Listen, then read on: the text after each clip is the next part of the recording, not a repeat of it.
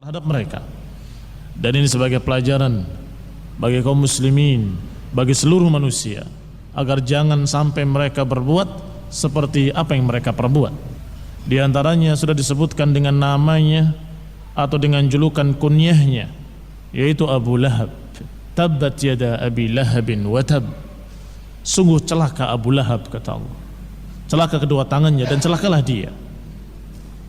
Dan Allah ancam dengan api neraka, sayasla naran dzata lahab. Dia pasti akan masuk neraka dzata lahab. Demikian pula Umayyah bin Khalaf yang banyak mencerca Rasulullah SAW dan mencerca Islam, mencerca kaum mukminin. Allah pun mengancamnya dengan nar. Wailun likulli humazatil lumazah alladzi jama'a malan wa 'addada. Celaka, neraka wail bagi para pengumpat dan pencela. Di antaranya adalah Umayyah ibn Khalaf, ibn Wahab, ibn Hudzafah al-Jumahi. Juga Allah Subhanahu wa taala menyebutkan dalam ayatnya tentang Al-As ibn Wa'il As-Sahmi, yang juga Allah Subhanahu wa taala mengancamnya, afara'aita alladhi kafara biayatina wa qala la utayanna malan wa walada, sampai pada kalimat wa narithuhu ma yaqulu wa yatina farda. Kata Allah, tidakkah kau lihat orang-orang kafir yang mengingkari ayat-ayat kami dan kemudian berkata bahwa kami akan diberi harta dan anak-anak? Apakah dia mengetahui yang gaib atau punya janji dengan Allah Subhanahu wa taala? Sampai Allah katakan wa narisuhu ma yaqul, dan kami akan tuntut dia atas ucapan yang dia ucapkan. Wa yatina farda, dan dia akan datang kepada kami, kata Allah, sendirian. Juga Allah Subhanahu wa taala mengancam para orang-orang kafir yang menyatakan bahwa ayat-ayat Al-Qur'an dengan ucapan-ucapan yang jelek, dan mengatakan bahwa ayat-ayat Al-Qur'an dan kisah-kisah yang ada di dalamnya sebagai asatirul awwalin, sebagai cerita-cerita kuno, sebagai dongeng-dongeng, yaitu Nadhr ibn al-Harith ibn Kaladah ibn Abdi Manaf ibn Abdiddar ibn Qusay. Allah Subhanahu wa taala mengatakan tentang orang ini, wa qalu asatirul awwalin iktatabaha wa hiya tumla alaihi bukratan wa asila. Qul anzalahu alladhi ya'lamu sirra fis samawati wal ard innahu kana ghafurar rahima. Mereka berkata bahwasanya ini adalah cerita-cerita lama yang diceritakan kembali, yang disampaikan kembali, yang dibacakan pagi dan sore. Katakan padanya, sesungguhnya ini diturunkan oleh Allah yang maha mengetahui rahasia yang di langit dan juga rahasia yang di bumi. Juga Allah Subhanahu wa taala menyatakan dengan ancaman, wailun likulli affakin athim, kepada model-model Nadhr ibn al-Harith. Wailun likulli affakin athim, sungguh celaka, neraka wail bagi orang yang merupakan affak athim. Affak tukang dongeng, tukang cerita. Dia yang cerita dengan ucapan yang dusta, dengan dongeng-dongeng kosong, kemudian menjuluki Al-Quran sebagai dongeng. Sungguh apa yang diucapkannya sangat layak untuk dirinya sendiri. Maka Allah katakan, wailun likulli affakin athim, sungguh celaka, neraka wail bagi pendusta yang banyak berdosa. Yasma'u ayatillahi tutla alaihi thumma yusirru mustakbiran ka'an lam yasma'ha, mendengarkan ayat-ayat Allah Subhanahu wa taala dibacakan, kemudian dia tetap sombong seakan-akan tidak pernah mendengar. Ka'anna fi udunaihi waqra, seakan-akan di telinganya ada tutupan. Fabashshirhu bi'adzabin alim, beritakanlah berita gembira kepadanya dengan azab yang pedih, kata Allah. Lihat ikhwan fillah azakumullah. Juga Allah Subhanahu wa taala menyebutkan tokoh lainnya dari tokoh-tokoh kafir, yaitu Al-Akhnas ibn Syuraiq Ibn Wahab Al-Thaqafi, dari suku Al-Thaqafi. Allah katakan, wala tuti' kulla halafin mahin hammazin masya'in binamim manna'il lil khairi mu'tadin athim utullin ba'da dzalika zanim. Kata Allah, jangan turuti setiap orang tukang sumpah yang terhina, yang banyak mencerca dan banyak berjalan ke sana kemari mengadu domba, yang menghalangi kebaikan-kebaikan, yang banyak berdosa. Utullin, yang sombong. Ikhwan fillah a'azakumullah, ini julukan-julukan atas Akhnas ibni Syuraiq ibni Wahab al-Thaqafi dan yang sejenisnya. Maka yang berikutnya yang juga disebut dalam Al-Quran adalah Al-Walid ibn Mughirah. Di samping apa yang pernah kita sampaikan di dalam surat Al-Muddathir yang Allah Subhanahu wa taala menyebutkan tentang dia, innahu fakkara wa qaddar faqutila kaifa qaddar thumma qutila kaifa qaddar thumma nadhar thumma abasa wa basar thumma adbara wastakbar faqala in hadha illa sihrun yu'thar. Ini semua tentang Al-Walid ibn Mughirah. Berfikir dan menentukan, kemudian celakalah apa yang ditentukan, kemudian celakalah apa yang ditentukan. Dia mengucapkan dengan kalimat in hadza, ini tidak lain kecuali sihir yang dibuat-buat, ini tidak lain kecuali ucapan manusia. Maka Allah ancam dia dengan kalimat sauslihi saqar, sungguh kami akan masukkan dia ke neraka saqar. Tentang Walid ibn Mughirah. Dan juga tentang Walid ibn Mughirah Allah Subhanahu wa taala menyatakan tentang dia dalam ayatnya, wa qalu laula nuzzila hadzal qur'ani ala rajulin minal qaryataini 'azim.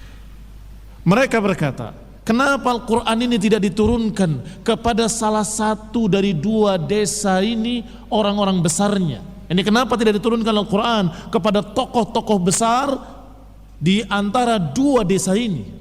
Yang dimaksud adalah desa Mekah, daerah Mekah, dan kemudian daerah Taif. Ikhwan fillah a'azakumullah, Mekah adalah daerahnya orang-orang Quraisy, sedangkan Taif adalah daerahnya suku Thaqif. Kata Al-Walid ibn Mughirah, ayunazzilu ala Muhammadin wa utrak wa ana kabiru Quraisyin wa sayyiduha. Apakah diturunkan Al-Quran kepada Muhammad sedangkan aku ditinggalkan, dibiarkan, padahal aku adalah pembesar Quraisy dan aku adalah sayyidnya di Quraisy ini semuanya.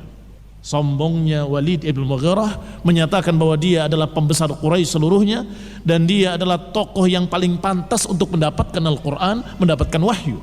Apakah diturunkan kepada dia padahal aku adalah pembesar Quraisy di daerah Mekah ini? Wa yutrak Abu Mas'ud Amr ibni Umair al-Thaqafi, dan ditinggalkan pula, dibiarkan pula seseorang besar lain, yaitu Abu Mas'ud Amr ibni Umair al-Thaqafi, yakni Sayyidu Thaqif, tokohnya, pembesarnya dari Bani Thaqif. Wa nahnu 'azima al-qaryatain, sedangkan kami berdua adalah pembesar dua desa ini, yakni desa Mekah dan desa Taif. Mekah dikuasai oleh Quraisy dan tokohnya Quraisy adalah Walid ibn Mughirah, sedangkan Taif pembesarnya atau dikuasai oleh Thaqif dari suku Thaqif, sedangkan pembesarnya adalah Abu Mas'ud Amr ibn Umair al-Thaqafi. Maka kata Al-Walid ibn Mughirah, apakah diturunkan Al-Quran kepada seorang seperti dia padahal aku pembesar Quraisy, aku dibiarkan, tidak diberi wahyu? Demikian pula Abu Mas'ud Amr ibn Umair al-Thaqafi, pembesar suku Thaqif. Lihat ucapan sombongnya. Maka Allah Subhanahu wa taala berfirman, wa qalu laula nuzzila hadzal qur'anu ala rajulin minal qaryataini 'azim. Mereka berkata, laula nuzzila hadzal qur'anu, mestinya diturunkan Al-Qur'an ini kepada salah seorang dari dua desa ini yang merupakan orang-orang besarnya. Atau dengan bahasa bebasnya, tidakkah semestinya Al-Quran ini diturunkan untuk orang-orang besar di salah satu dari dua desa besar ini? Ikhwan fillah a'azakumullah, ini ucapan Allah membantah orang-orang kafir musyrik yang bernama Walid ibn Mughirah. Ikhwan fillah a'azakumullah, maka Allah Subhanahu wa taala menyatakan tentang mereka juga dengan ancaman-ancamannya. Ancaman-ancaman dengan api neraka dan ancaman-ancaman bahwa apa yang mereka semua kumpulkan, apa yang mereka perbuat di dunia ini semuanya tidak akan bermanfaat bagi mereka. Yang berikutnya adalah Ubay ibn Khalaf, yang juga kisahnya Allah sebutkan dalam Al-Quran. Ubay ibn Khalaf dan Uqbah ibn Abi Mu'ayth adalah dua sahabat kental, dua musyrik yang sangat bersahabat. Wa kana mutasafiyaini, keduanya saling bersaudara, saling mencintai. Hasanan ma bainahuma, hubungannya sangat baik antara keduanya. Yang pertama Ubay ibn Khalaf, yang kedua Uqbah ibn Abi Mu'ayth. Fakana Uqbah qad jalasa ila Rasulillah sallallahu alaihi wa ala alihi wasallam wa sami'a minhu. Sedangkan Uqbah ibn Abi Mu'ayth pernah duduk bermajlis dengan Rasulullah sallallahu alaihi wa ala alihi wasallam wa sami'a minhu, dan mendengarkan ucapan-ucapan Rasulullah SAW.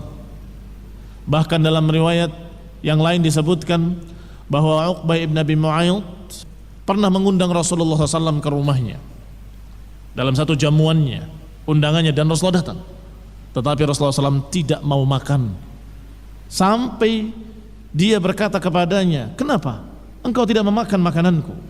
Orang-orang Arab sangat tersinggung dan sangat tidak suka kalau tamunya tidak mau makan. Sehingga dia bertanya, "Kenapa engkau tidak makan makananku?" Kata Rasulullah SAW, "Aku tidak akan makan sampai engkau mempersaksikan la ilaha illallah Muhammad Rasulullah." Maka kata dia, "Aku bersaksi, la ilaha illallah, asyhadu an la ilaha illallah wa annaka Rasulullah. Yallah kul." Dia mengucapkan syahadat sekedar menghormati tamu. Dia mengucapkan syahadat sekedar agar tamunya mau makan, maka Rasulullah pun makan.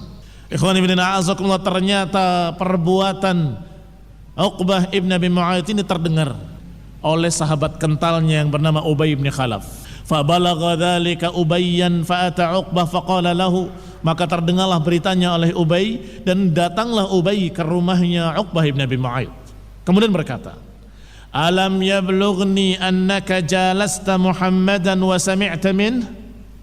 Tidakkah aku mendengar atau tidakkah telah sampai kepadaku berita bahwa engkau telah bermajlis, duduk bersama dengan Muhammad, dan engkau mendengar daripadanya petuahnya dan nasihatnya? Wajhi min wajhika haram an ukallimaka wastaghladha min al-yamin. Maka orang ini berkata kepada sahabatnya, "Sungguh wajahmu dengan wajahmu haram.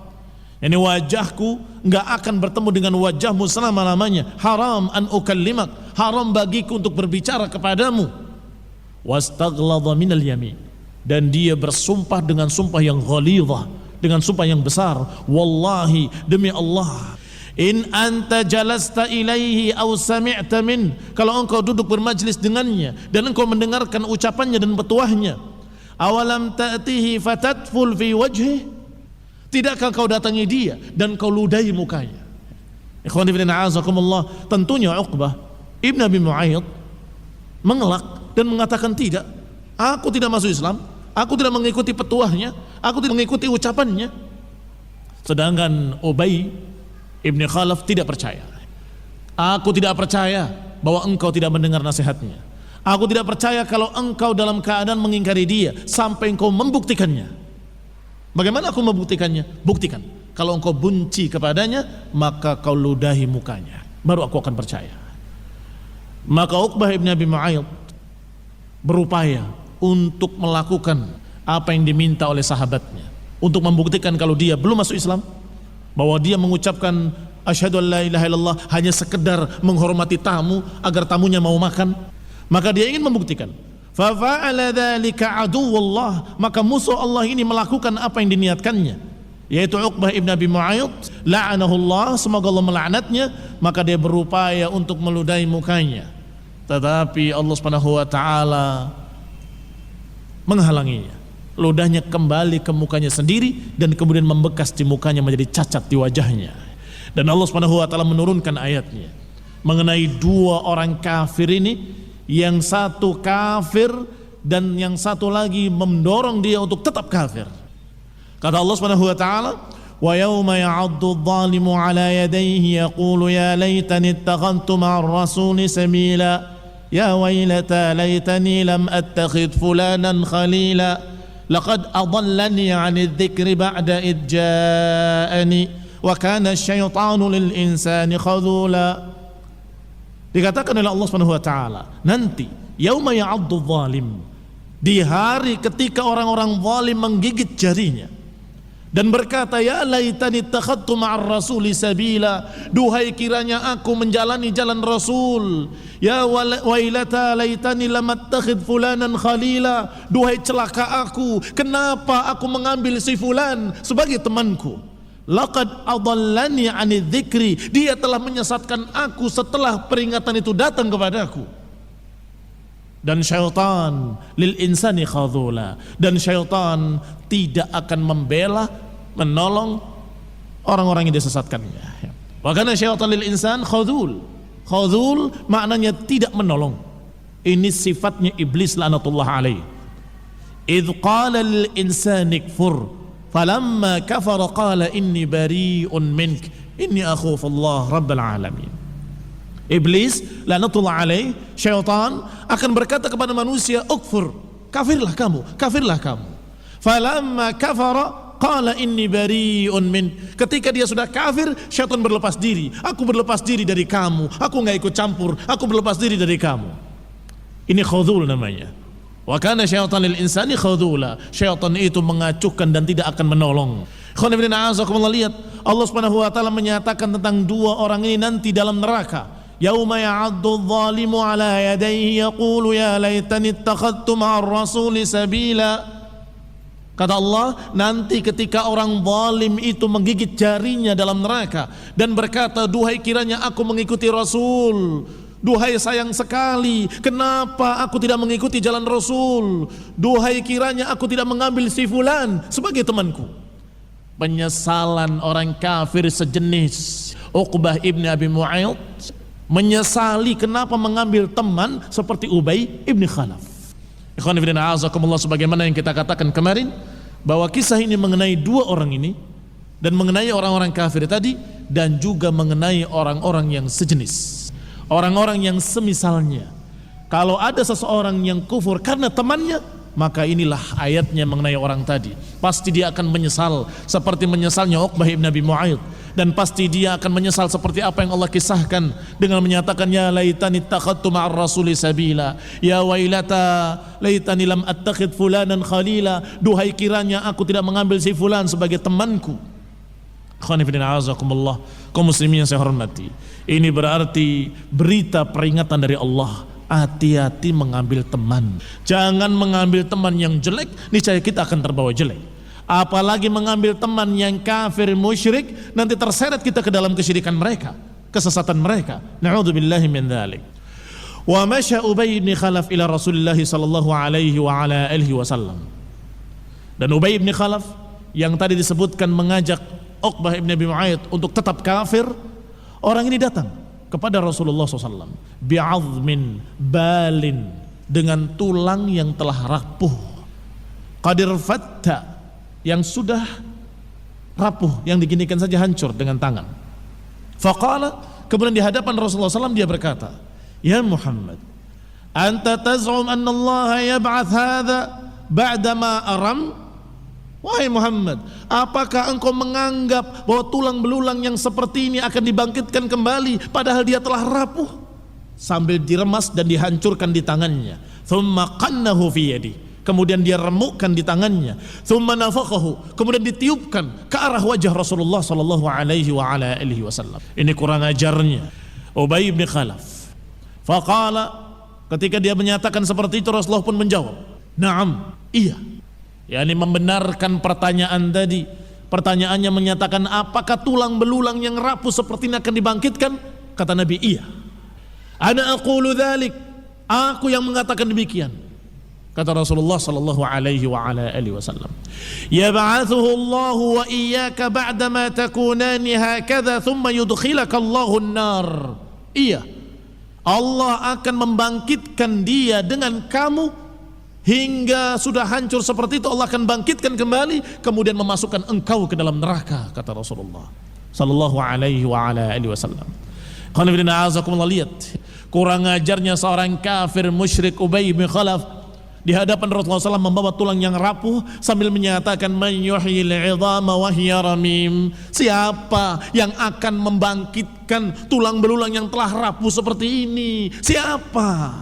Qanifidina azakumullah, Allah yang menjawab dengan wahyu yang turun, qul yuhyiha alladhi ansha'aha awwala marrah.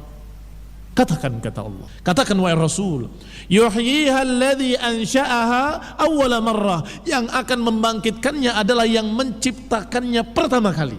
Menciptakan dari tidak ada kemudian ada bisa, apalagi hanya mengulang. Yang sudah pernah ada kemudian dibangkitkan kembali, mana yang lebih mudah? Dan mana yang lebih sulit? Nggak ada yang sulit bagi Allah Subhanahu wa taala. Tetapi jelas mengulang lebih mudah daripada menciptakan pertama kali. Qul yuhyiha alladzi ansha'aha awwala marrah. Yang akan membangkitkannya adalah yang menciptakannya pertama kali. Allah yang menciptakan manusia, setelah jadi manusia sampai kemudian mati, rapuh dan kemudian hancur, kemudian Allah menghidupkannya kembali. Kenapa tidak bisa bagi Allah? Wa huwa ala kulli syai'in qadir. Ikhwan fillah a'azakumullah, maka Allah pun berfirman, fa anzalallahu ta'ala, Allah turunkan wahyunya, wa daraba lana mathalan wa nasiya khalqah. Qala man yuhyil 'idhama wa hiya ramim. Qul yuhyiha alladhi ansha'aha awwala marrah wa huwa bikulli khalqin 'alim. Alladhi ja'ala lakum minasy syajaril akhdari nara fa idza antum minhu tuqidun. Allah Subhanahu wa taala berfirman, mereka memberikan permisalan-permisalan. Wa nasiya khalqah. Dia lupa tentang penciptaannya. Ini mereka datang memberikan permisalan. Masa kayak gini bisa dibangkitkan? Masa sudah jadi tanah akan hidup kembali? Masa tulang yang sudah hancur seperti ini mau dibangkitkan kembali? Mereka memberikan permisalan-permisalan. Wa nasiya khalqah. Mereka lupa siapa yang menciptakannya pertama kali. Kalau saja mereka ingat siapa yang menciptakannya pertama kali, mereka gak akan bingung tentang kebangkitan. Gak akan susah dicerna akal. Kenapa gak susah? Karena akal sudah berkata bahwa aku diciptakan oleh Allah pertama kali. Maka kenapa tidak bisa untuk diciptakan kembali setelah hancur? Kenapa tidak bisa untuk diciptakan kembali setelah rapuh? Berarti mereka memang lupa siapa yang menciptakan mereka pertama kali. Dikatakan lupa karena rata-rata orang kafir sekalipun mengakui bahwa yang menciptakan pertama kali adalah Allah. Ketika ditanyakan pada mereka siapa yang menciptakan langit dan bumi dan apa yang diantara keduanya, mereka menjawab Allah. Siapa yang menciptakan seluruh makhluk-makhluk, mereka menjawab Allah. Mereka tahu, tetapi mereka lupa ketika berbicara tentang kebangkitan. Mereka terheran-heran, apakah tulang rapuh seperti ini bisa dibangkitkan? Qala man yuhyil 'idhama wa hiya ramim. Siapa yang menciptakan tulang belulang ini yang telah rapuh? Maka dijawab oleh Allah, qul, katakan wahai Rasulullah, yuhyiha alladhi ansha'aha awwala marrah. Yang akan menciptakannya, akan menghidupkannya adalah yang menciptakannya pertama kali. Wa huwa bikulli khalqin alim. Dan dia Allah dalam segala penciptaan maha mengetahui. Alladhi ja'ala lakum minasy syajaril akhdari nara. Yang telah menjadikan untuk kalian dari pohon yang hijau, Allah takdirkan bisa menyala. Pohon yang hijau itu kesannya basah, tetapi subhanallah ada pohon-pohon yang hijau tetapi dia justru merupakan sesuatu yang mudah terbakar atau merupakan bahan bakar untuk menyala. Ini kekuasaan Allah Subhanahu wa taala yang menciptakan pohon-pohon yang hijau bisa menjadi api yang menyala. Fa idza antum minhu tuqidun, kemudian kalian mulai menyalakan api daripadanya, hanya mengambil api daripadanya. Ikhwan fillah a'azakumullah, kaum muslimin yang saya hormati. Ini semua tentang Ubay ibn Khalaf yang telah menyesatkan sahabatnya Uqbah ibn Abi Mu'ayyid dan juga telah kurang ajar kepada Rasulullah SAW dengan membawa tulang belulang tadi. Maka Allah Subhanahu wa taala membantahnya dan menjawabnya. Wa atarada Rasulullah sallallahu alaihi wa ala alihi wasallam wa huwa yatufu bil Ka'bati fi ma balagani al-Aswad ibn al-Muttalib ibni Asad ibni Abdul Uzza. Kemudian pada suatu hari juga Rasulullah SAW dihalangi di dekat Ka'bah ketika beliau sedang tawaf di Ka'bah. Demikian menurut apa yang sampai kepadaku, kata penulis Ibnu Hisham rahimahullah, dihalangi oleh seseorang yang bernama Aswad ibn al-Muttalib ibni Asad ibni Abdul Uzza, dan juga yang kedua Al-Walid ibn Mughirah yang sudah ceritakan tadi. Yang ketiga Umayyah ibn Khalaf yang juga sudah diceritakan orangnya. Wal-As ibn Wa'il As-Sahmi yang juga sudah disebut dalam Al-Quran tadi, bantahannya dan ancamannya. Wa kanu dhawi asnanin fi qaumihim. 4 orang ini adalah orang-orang yang dituakan, sesepuh orang-orang Quraisy di kaumnya. Mereka semua berkata, ya Muhammad, halumma falna'bud ma ta'bud falnashtarik nahnu wa anta fil amr Fa in kana alladhi ta'budu khairan mimma na'bud kunna qad akhadna bihadhdina minhu. Wa in kana ma na'bud khairan mimma ta'bud kunta qad akhadta bihadhdika minhu. Kata mereka, wahai Muhammad sallallahu alaihi wa ala alihi wasallam, halumma falna'bud ma ta'bud. Marilah kemari, kami akan beribadah kepada apa yang kau ibadahi. Dan hendaklah engkau pun bersama-sama kami untuk beribadah kepada apa yang kami sembah. Supaya apa? Kata mereka, fa in kana alladhi ta'bud khairan mimma na'bud, kalau yang kau ibadahi lebih baik daripada yang kami ibadahi, kami sudah mendapatkan bagiannya karena kami pun ikut beribadah kepada yang kamu ibadahi. Tetapi kalau yang lebih baik adalah apa yang kami sembah, kamu pun sudah mendapatkan bagian karena kamu ikut menyembah apa yang kami sembah. Lihat otak bodohnya orang-orang jahiliyah, otak bodohnya musyrikin jahiliyah Quraisy ketika itu, menyatakan kepada Rasulullah SAW untuk bersama-sama. Bahkan dalam riwayat lain dikatakan, tahun ini engkau beribadah kepada yang kami ibadahi, tahun depan kami yang akan beribadah kepada apa yang kamu ibadahi, sehingga kami mendapatkan bagian dari apa yang kamu ibadahi, kamu pun mendapatkan bagian dari apa yang kami ibadahi. Dengan begini, wahadal Arab. Dengan demikian, orang-orang Arab akan bersatu, nggak akan bercerai. Orang-orang Arab akan bersadu padu, akan kokoh persatuannya. Lihat ikhwan fillah azakumullah, hizbiyah jahiliyah. Ini hizbiyah namanya, mementingkan bagaimana supaya bersatu, walaupun kesyirikan dicampur dengan tauhid tidak apa-apa. Yang penting jangan pecah. Ini pemikiran hizbiyah. Ternyata Allah Subhanahu wa taala menjawab dan menurunkan wahyunya, menurunkan ayatnya kepada Rasulullah SAW. Qul ya ayyuhal kafirun la a'budu ma ta'budun wa la antum 'abiduna ma a'bud wa la ana 'abidun ma 'abadtum wa la antum 'abiduna ma a'bud lakum dinukum waliyadin. Allah Subhanahu wa taala memerintahkan dengan kalimat qul, katakan pada mereka, ya ayyuhal kafirun, wahai orang-orang kafir, la a'budu ma ta'budun, aku tidak akan beribadah kepada apa-apa yang kalian ibadahi, enggak akan menyembah apa yang kalian sembah. Wala antum abiduna ma a'bud, dan kalian pun bukan penyembah apa yang aku sembah. Di sini ada sesuatu yang perlu diperhatikan, yaitu berbedanya bentuk jumlahnya. Yang pertama jumlahnya fi'liyah, yang kedua jumlahnya ismiyah, karena maknanya pun berbeda. Kalimat yang pertama, la a'budu ma ta'budun, aku tidak akan beribadah apa yang kalian ibadahi. Tegas, karena Rasulullah SAW memang tidak akan beribadah kepada selain Allah Subhanahu wa ta'ala. Tetapi yang kedua, wala antum abiduna ma a'bud, sedangkan kalian bukan penyembah apa yang kami sembah. Tidak disebut dengan kalimat wala antum ta'buduna ma a'bud, tidak. Kenapa? Karena mereka sudah berkata di awal, kami akan beribadah kepada apa yang kau ibadahi. Berarti dia mau. Tetapi kalaupun dia mau beribadah kepada Allah Subhanahu wa taala bersama Rasul, apakah dia sudah beribadah kepada Allah? Belum. Kenapa belum? Karena mereka tetap tidak mau meninggalkan Tuhan-Tuhannya. Sedangkan ibadah harus dengan tauhid. Tanpa tauhid bukan ibadah. Aku beribadah kepada Allah Subhanahu wa taala, tapi aku juga beribadah kepada berhala-berhala. Apakah dia beribadah kepada Allah? Tidak.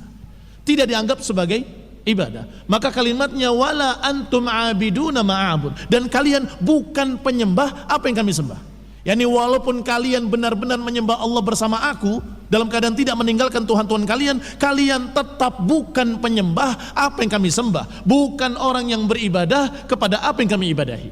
Berbeda, karena kami beribadah kepada Allah dengan tauhid, sedangkan kalian katanya mau beribadah pada Allah tapi tidak dengan tauhid, tidak meninggalkan berhala-berhala kalian, tidak meninggalkan sesembahan-sembahan kalian, maka itu bukan penyembah apa yang kami sembah, bukan abiduna ma'abud. Dan diulangi sekali lagi, wala ana abidum ma'abattum, dan aku pun bukan penyembah apa yang kalian sembah, dan kalian bukan penyembah apa yang kami sembah. Lakum dinukum waliyadin, bagi kalian agama kalian, bagiku agamaku. Ini toleransi yang syar'i. Jadi toleransi itu bukan sinkretisme agama.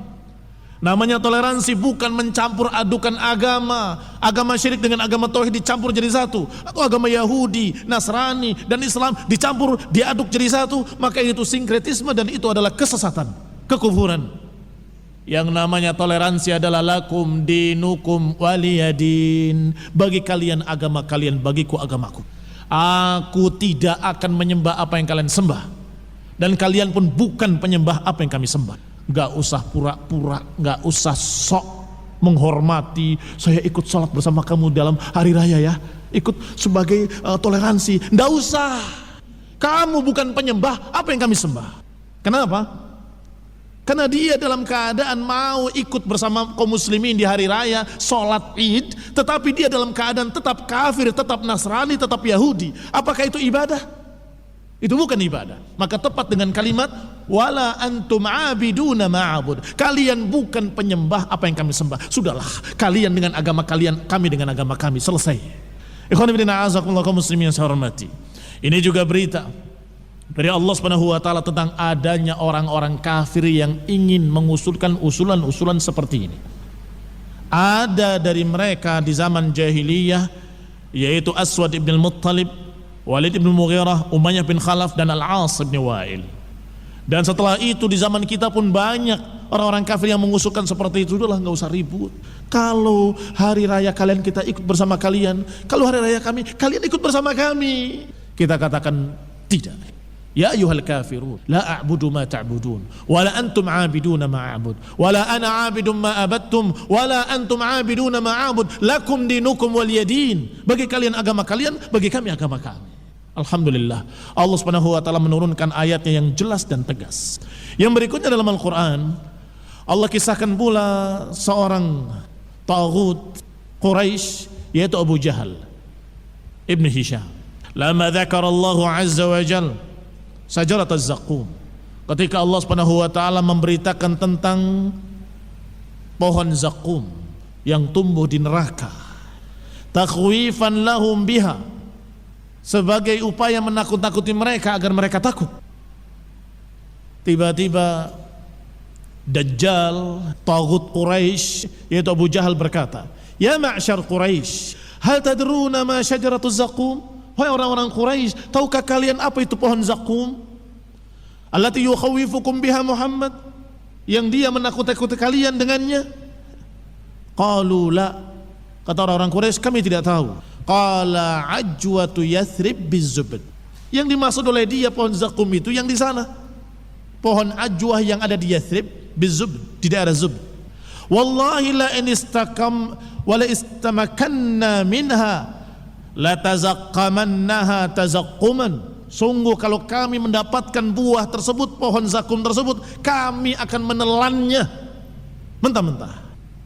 Sombong, kurang ajar, menentang Rasulullah sallallahu alaihi wasallam. Maka Allah pun menghabarkan dan menurunkan ayatnya, menceritakan tentang zakum yang ada dalam neraka.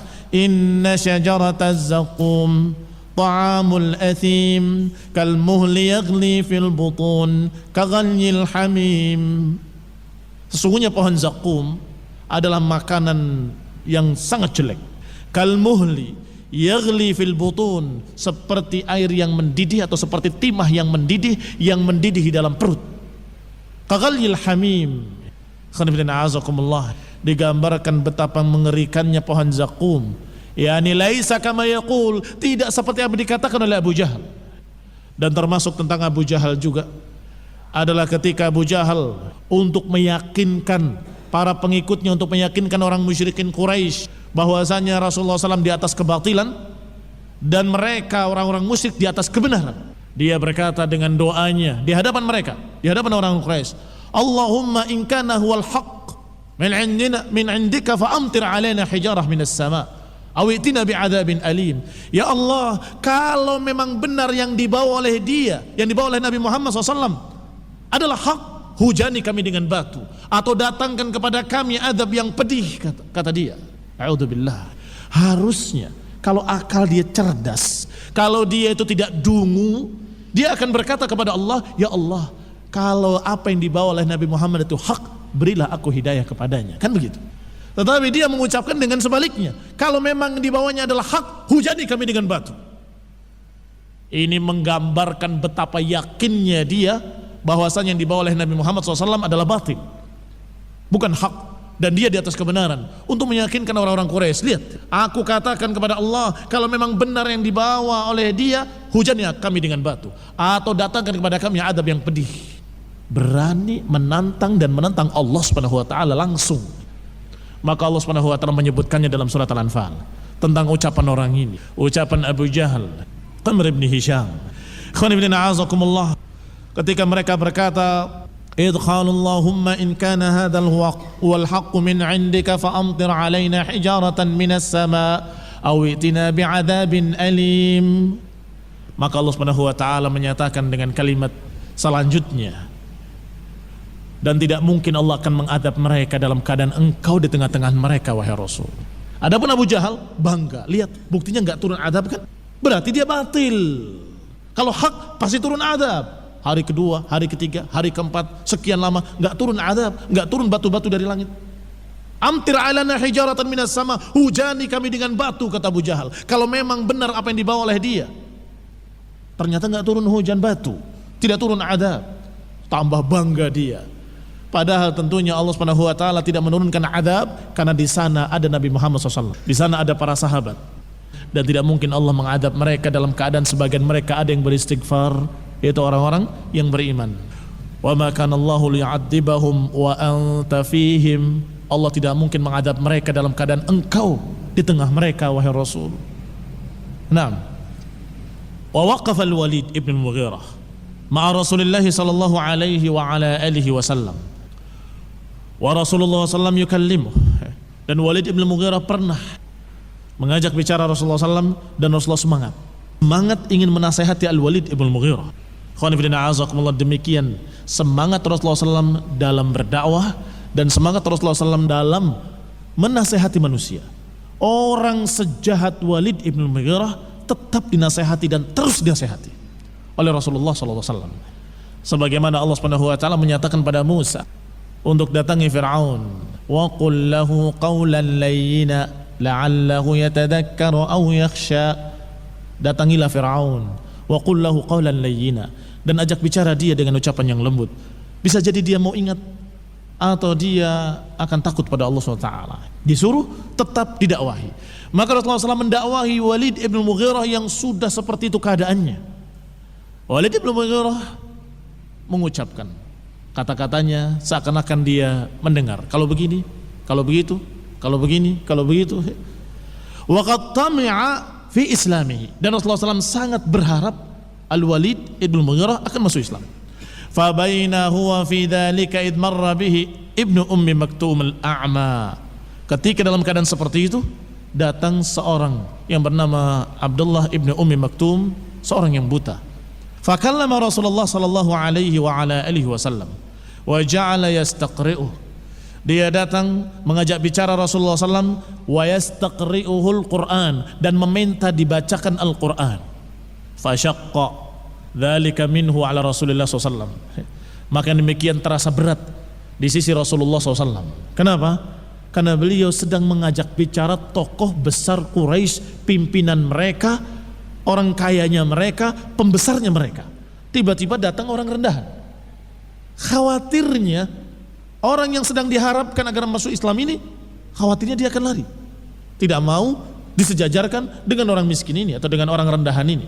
Maka Rasulullah SAW sangat berat. Kenapa kau datang tidak waktu yang tepat? Wa dzalika annahu syaghalahu amma kana fihi min amril Walid. Yang demikian karena Rasulullah SAW tersibukkan dengan harapan dia ingin menasehati Al-Walid agar dia mau masuk Islam. Wa ma tama'a fihi min islamih, dan harapan beliau agar dia masuk Islam. Falamma aktsara alaihi sarafa anhu abisan wa tarakahu. Sampai ketika dia terus merengek meminta dibacakan Al-Quran, maka Rasulullah pun memalingkan wajahnya dengan muka yang masam. Maka Allah Subhanahu wa taala menyatakan, abasa wa tawalla an ja'ahul a'ma wa ma yudrika la'allahu yazakka aw yadhakkaru fatanfa'ahu adh-dhikra amma man istaghna fa anta lahu tasadda wa ma 'alaika alla yazakka. Kata Allah Subhanahu wa taala, dia bermuka masam dan memalingkan wajahnya ketika datang kepadanya seorang buta, padahal engkau tidak tahu, bisa jadi orang ini akan membersihkan dirinya. Adapun orang yang datang kepadamu dengan ingin mendapatkan bimbingan, engkau berpaling daripadanya. Sedangkan orang yang tidak butuh, orang yang enggan, engkau terus berharap kepadanya. Ini teguran kepada Rasulullah SAW, dan ini dalil tentang maksumnya Rasulullah Sallallahu Alaihi Wasallam. Lihat, dalil tentang maksumnya, terjaganya Rasulullah SAW dari kesalahan. Berbeda dengan pandangan orang-orang Syiah Rafidhah yang menyatakan bahwa ayat ini tidak mungkin. Bagaimana mungkin Rasulullah SAW dikatakan bermuka masam? Rasulullah selalu bermuka ceria, tidak pernah bermuka masam, katanya. Ini mencela Rasulullah, dan ini menunjukkan bahwa Rasulullah SAW begini dan begitu. Menyalahkan Al-Qur'annya, menyalahkan tafsir-tafsir ahlu sunnah, menyalahkan para ulama, menyalahkan seluruh para sahabat yang menafsirkannya. Bahkan menyalahkan Abdullah bin Ummi Maktum sendiri yang menyatakan tentang dirinya, mengisahkan tentang dirinya bahwa waktu itu aku begini, waktu itu aku begitu, diingkari oleh orang-orang Syiah Rafidhah. Padahal kalau ayat ini turun mengingatkan Rasulullah, menegur Rasulullah, artinya Rasulullah SAW terbimbing. Begitu beliau bermuka masam, turun ayatnya. Jangan begitu. Artinya beliau terjaga dari kesalahan, dan beliau maksum, terjaga dari kesalahan, sehingga selalu ditegur oleh Allah Subhanahu wa taala setiap langkah-langkahnya. Ini bukti bahwa Rasulullah SAW tidak mungkin keliru, tidak mungkin salah, karena selalu diluruskan oleh Allah Subhanahu wa taala. Ai innama ba'atsuka basyiran wa nadhira, sampai pada ayat fi suhufin mukarramah marfu'atin mutahharah. Yani Allah Subhanahu wa taala mengutus engkau sebagai basyiran wa nadhira, pembawa kabar gembira dan juga pemberi peringatan. Lam akhussa bika ahadan duna ahad. Allah Subhanahu wa taala tidak mengkhususkan dakwah ini untuk satu orang tanpa yang lain, untuk satu golongan tidak golongan yang lain, tetapi untuk seluruh manusia. Untuk orang sejenis Walid bin Mughirah, juga untuk orang sejenis Abdullah bin Ummi Maktum yang buta dan papa yang miskin. Untuk kalangan atas, untuk kalangan bawah. Untuk kaum atas, kaum ningrat yang berdarah biru, maupun kaum rakyat jelata yang berdarah merah, sama saja. Ini dakwah untuk seluruh kalangan manusia, untuk rakyat dan untuk penguasa, untuk pejabat maupun untuk orang biasa. Kaum muslimin yang saya hormati, ayat ini menegur Rasulullah SAW sekaligus mengajarkan kepada seluruh kaum muslimin agar jangan memilah-milah dalam dakwah. Dakwahilah seluruh manusia agar mereka mau kembali kepada Allah Subhanahu wa taala. Fala tamna'hu mimman ibtaghahu, maka jangan dihalangi orang yang ingin mendapatkan bimbingan. Jangan dilarang kalau ada orang yang ingin mendapatkan nasihat, datang ke sini duduk ingin mendapatkan pelajaran. Diusir. Kenapa diusir?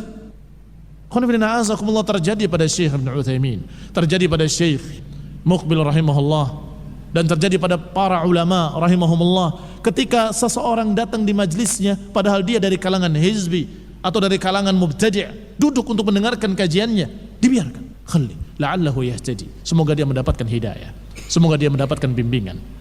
Illa, kecuali kalau dia mengganggu di majlis seperti yang terjadi kepada Imam Malik dengan menyatakan bagaimana itu istiwa? Masa Allah istawa di atas arasnya? Bagaimana itu? Apa maksudnya? Kayak apa maksudnya? Seperti apa? Dan seterusnya. Ini mengganggu. Maka Imam Malik betul-betul terdiam, menahan marahnya sampai keringatnya menetes dari dahinya, dan kemudian tertunduk kepalanya sampai kemudian mengangkat kepalanya dan menjawab bahwa istiwanya Allah di atas arasnya sudah jelas. Beriman kepadanya adalah wajib, dan bertanya kayak apa adalah pertanyaan bid'ah. Keluarkan orang itu.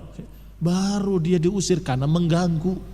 Kalau duduk ingin mendapatkan faedah, yastafid, khalli la'allahu yahtadi, semoga dia mendapatkan bimbingan.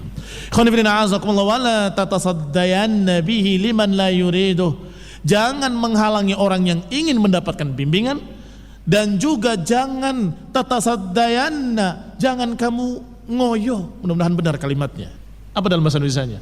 Yani sangat berlebih-lebihan semangatnya, liman la yuriduhu, kepada orang yang tidak mau.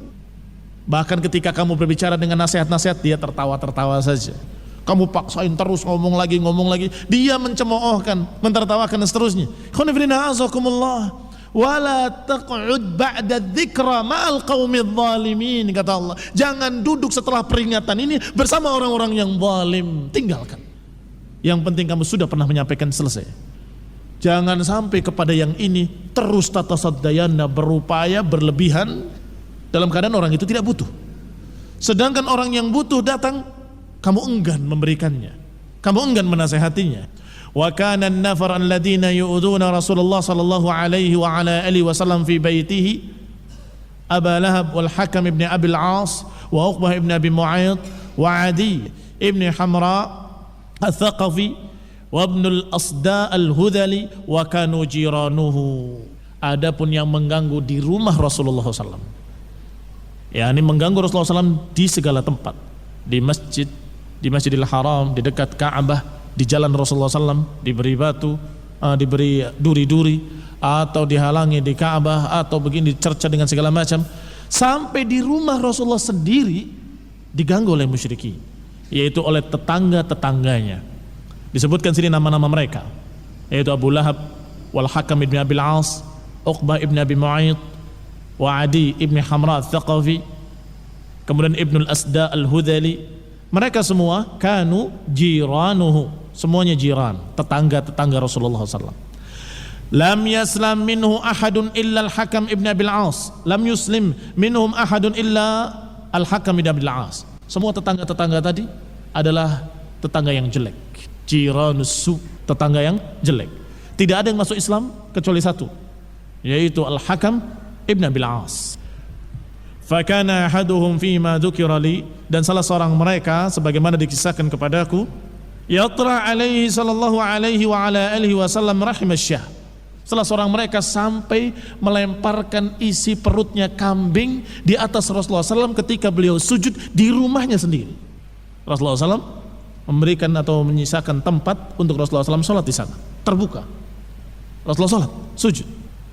Maka mereka melemparkan kotoran kambing tadi di atas Rasulullah SAW ketika beliau sujud. Wa huwa yusalli, dalam keadaan beliau salat. Maka cucunya Fatimah yang membersihkannya sambil menangis, sedangkan Rasulullah SAW tetap sujud, tidak bergerak, tidak berubah. Khonifidina azakumullah. Dan kotoran kambing memang kotor, tetapi dia tidak najis sehingga tidak membatalkan salat. Kotoran binatang yang dimakan dagingnya, dia tidak najis. Wa kana ahaduhum yatrahuha fi burmatihi idza nusibat lahu hatta ittakhadha Rasulullah sallam hijran yastatiru bihi minhum idza shalla. Bahkan di antara mereka ada yang mengambilnya dalam bentuk, sudah dibentuk seperti batu, kotoran-kotoran kambing dibentuk seperti batu segenggam, kemudian dilemparkan pada Rasulullah sallam. Sampai Rasulullah sallam membuat tembok khusus untuk menutupi tempat salatnya. Itu pun mereka melemparkannya dari atas.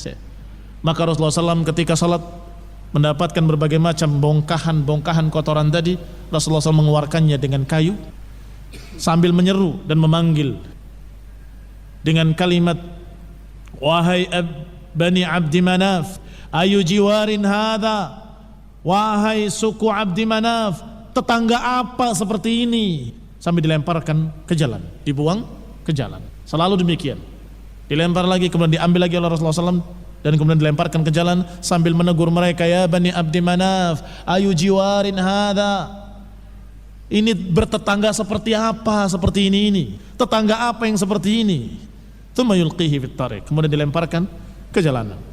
Demikian jahatnya mereka, tokoh-tokoh kafir musyrikin menentang Rasulullah sallallahu alaihi wa ala alihi wasallam, dan Allah Subhanahu wa taala dalam keadaan mencatat perbuatan mereka. Allah Maha tahu, dan Allah Subhanahu wa taala mengancam mereka dengan ancaman-ancaman azab yaumil qiyamah. Nasallahu taufiq wal hidayah. Wa nasallahu taala ayatana minal ladzina yastami'una al-qawla fayattabi'una ahsanah. Amin wa sallallahu ala Muhammadin wa ala alihi wa sahbihi wa sallama tasliman katsira. Subhanakallahumma bihamdik asyhadu an la ilaha illa anta astaghfiruka wa atubu ilaik. Wassalamu alaikum warahmatullahi wabarakatuh. Indah Siar menyiarkan dakwah Islam yang indah dan mudah, melantunkan suara-suara indah dari Murattal Qur'aniyah. 91,8 FM Radio Indah Siar, siaran dakwah indah Ahlus Sunnah wal Jamaah. Bismillahirrahmanirrahim.